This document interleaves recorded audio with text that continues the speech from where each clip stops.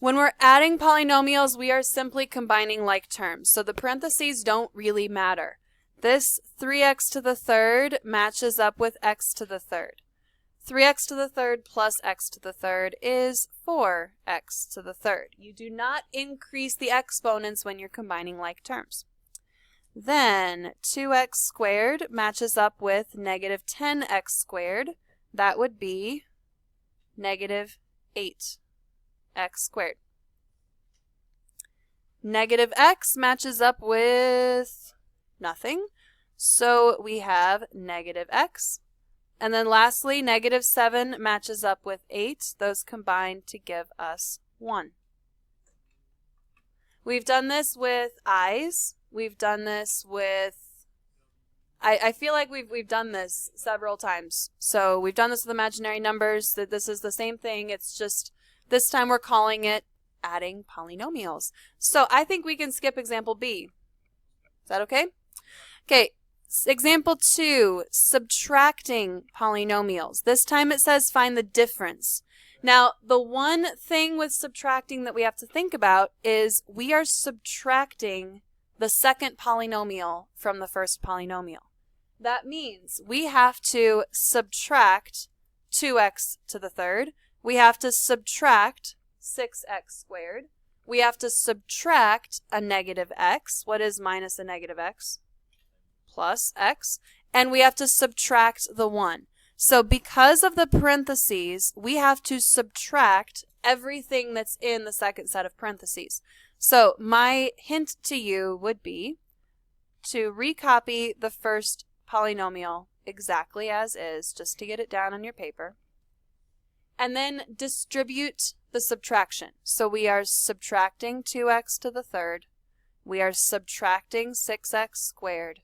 We're subtracting a negative x, minus a negative means plus x, and we are subtracting the 1.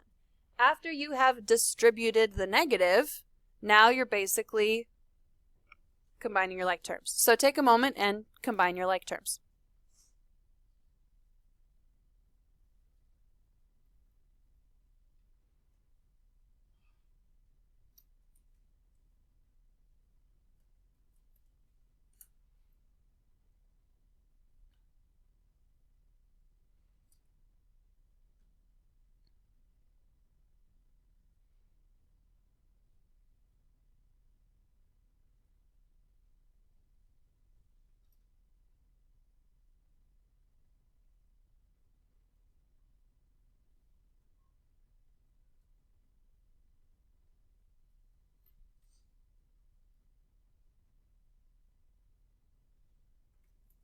You should get 6x to the third minus 9x squared minus x plus 8. How do you feel about subtracting polynomials? Okay. If you still feel like you're struggling with adding or subtracting polynomials, go to YouTube and type in adding polynomials or subtracting polynomials and watch a few of the videos. They are not as awesome as my videos, but they'll do. Do we need to do example 3? No. So let's go to example 4, multiplying polynomials. To multiply polynomials, you must distribute as many times as necessary so that every term in the first polynomial has been multiplied to every term in the second polynomial. Our first example is just to warm up, to remind your brain what we're doing. So this is a monomial, 8x to the third, multiplied to a trinomial, 6x squared plus 3x minus 7. And we are going to distribute 8x to the third times 6x squared. What is 8 times 6? 48. How about x to the third times x squared? X to the third times x squared is x to the fifth. When you multiply, you are adding the exponents. And if you forget why, x to the third means x times x times x. X squared means x times x. So if we're multiplying x to the third times x squared, what we get is x to the fifth. So the shortcut is add your exponents when you're multiplying polynomials. Next, we would do 8x to the third times 3x. That would be positive 24x to the fourth. 8x to the third times negative 7, negative 56, x to the third. Okay, so multiplying a monomial into a polynomial, not that big of a deal. But take a look at example B. This time we have a trinomial times a binomial. If we leave it exactly as it's written, we are going to have to distribute negative x squared, then distribute 2x, then distribute 4. Or, if you don't want to distribute 3 times, we could switch these around and put x minus 3. I don't know why it likes to move on its own like that, but that's okay. In front of negative x squared plus 2x plus 4. If you rewrite it with the binomial in front, now we only have to distribute twice. We have to do x, distribute that x, and then distribute the negative 3. Either way, you're going to end up with the same number of terms. You're still going to do the same amount of work, but for some reason, distributing twice seems like less work than distributing 3 times. So, in green, I'm going to distribute the x. X times negative x squared is negative x to the third. X times 2x would be 2x squared. And x times 4 is 4x. Now, in purple, I will distribute the negative 3. Negative 3 times negative x squared is positive 3x squared. Negative 3 times 2x is negative 6x. And negative 3 times 4 is negative 12. Now we go through and combine like terms. Negative x to the third is hanging out there kind of on its own. Plus 5x squared minus 2x minus 12. Okay, multiplying polynomials. Is this still pretty easy? Okay. Turn the page and let's see what examples await us on the back.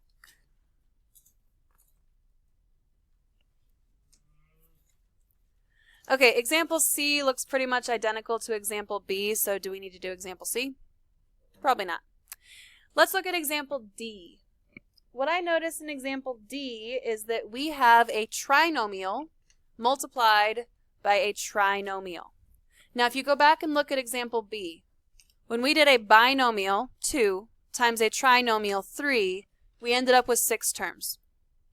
If we do a trinomial times a trinomial, how many terms do you think we're going to end up with? 9 terms. That's a lot of terms. So I'm going to show you how I write my answer down. I think that you might like it. But let's start with, I'm going to start with blue. Our first step is to distribute 2x squared. So I'm going to take 2x squared and distribute. 2x squared times x squared is 2x to the fourth. 2x squared times negative 4x is negative 8x to the third. 2x squared times negative 9 is negative 18x squared. We have distributed 2x squared to everything in the second set of parentheses. So we're done with it. Now I'm going to distribute 3x. 3x times x squared. What is 3x times x squared? 3x cubed. I'm going to write that directly underneath my other cubed term. This is called stacking. I don't know if it's actually called that, but that's what I call it. So I guess I should copyright that so I can get royalties and stuff. 3x times negative 4x is negative 12x squared, and see what happens. Your next term is already stacked underneath the other squared term. And 3x times negative 9 is negative 27x.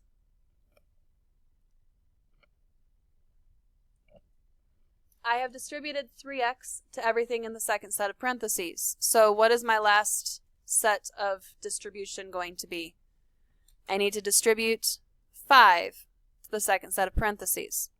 5 times x squared is 5x squared. Stack that underneath the other squared terms. 5 times negative 4x is negative 20x. And 5 times negative 9 is negative 45. Now, do you have to stack them like this? No. You can write all 9 terms out in one line and then sit there and hunt for all of the things that match up. But the nice thing about stacking is all of our like terms are now perfectly lined up on top of each other. So we know that 2x to the 4th has no like terms, so that's going to be 2x to the 4th. For x to the 3rd, we have negative 8 and 3, so that will be negative 5x to the 3rd. Negative 18x squared, negative 12x squared, and 5x squared. Somebody check my mental math. Is that negative 25x squared?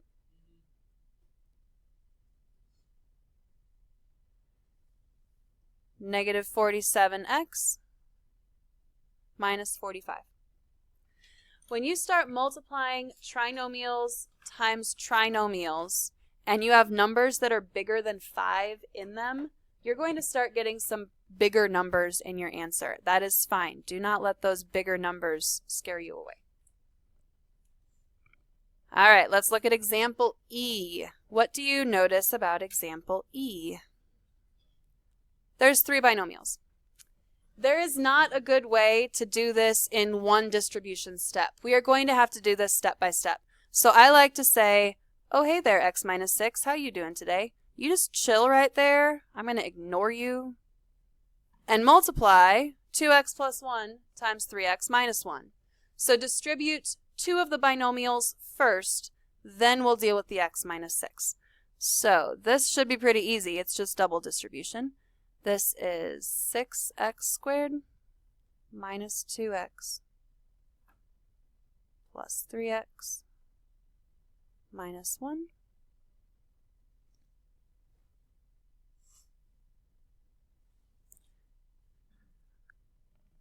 Once you've combined your like terms from that step, bring the x minus 6 back down in front. Now this problem is just like what we did in example B. So take a moment and try finishing example E on your own. So you should have gotten 6x to the 3rd minus 35x squared minus 7x plus 6. You can use this stacking trick for any time that you're multiplying polynomials. So just start stacking the like terms underneath each other. That way when you combine your like terms, it's all there. All right, F. I put F on here even though it's probably the easiest problem in the notes today because the answer is not x squared minus 16. Have I made myself clear that the answer is not x squared minus 16? You cannot distribute a square. What does a square mean? Multiply by itself. So x minus 4 squared means x minus 4 times x minus 4, which if we distribute this out, we would get x squared minus 4x plus 16, which is x squared minus 8x plus 16. Notice that that and this are not the same. You cannot distribute a square. I saw this on some tests. You cannot do this. And it very likely might show up on the final exam because this is a pet peeve of Algebra 2 teachers everywhere because you cannot distribute a square. Okay?